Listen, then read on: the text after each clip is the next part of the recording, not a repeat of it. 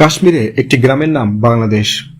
বিশ্বের আর সব দেশের মতো বাংলাদেশি অনেক পর্যটকেরও অন্যতম আকর্ষণীয় জায়গার নাম হলো কাশ্মীর। কিন্তু আমরা কতজন জানি যে ভূস্বর্গখ্যাত কাশ্মীরেও আছে বাংলাদেশ নামে একটি গ্রাম? শুনে অবাক হলেও এটি সত্য। গ্রামটির চারদিকে পানি, পেছনে সুউচ্চ পর্বত মিলিয়ে অসাধারণ প্রাকৃতিক সৌন্দর্য। জানা যায় বিখ্যাত উলার হ্রদের তীরে গ্রামটি অবস্থিত। কাশ্মীরে বান্দিপুরা জেলার আলুসা তহসিলে এই গ্রামের নাম বাংলাদেশ। বান্দিপুরা সুপুরের মাঝ দিয়ে মাটির রাস্তা ধরে 5 কিলোমিটার হাঁটলেই পাওয়া যায় গ্রামটি। 1971 সালে জরিমন নামে একটি গ্রামে 5 থেকে 6টি ঘরে আগুন লাগে। গৃহহীন হয়ে পড়ে নিরীহ সাধারণ মানুষ। তখন পুড়ে যাওয়া জায়গা থেকে কিছুটা দূরে পার্শ্ববর্তী ফাঁকা জায়গায় সবাই মিলে ঘর তোলেন। সে বছর 9 মাস মুক্তিযুদ্ধের পর 16 ডিসেম্বর বাংলাদেশ স্বাধীন হয়। একই সময় গৃহহীন মানুষগুলো দুঃসময় মোকাবেলা করতে শুরু করে।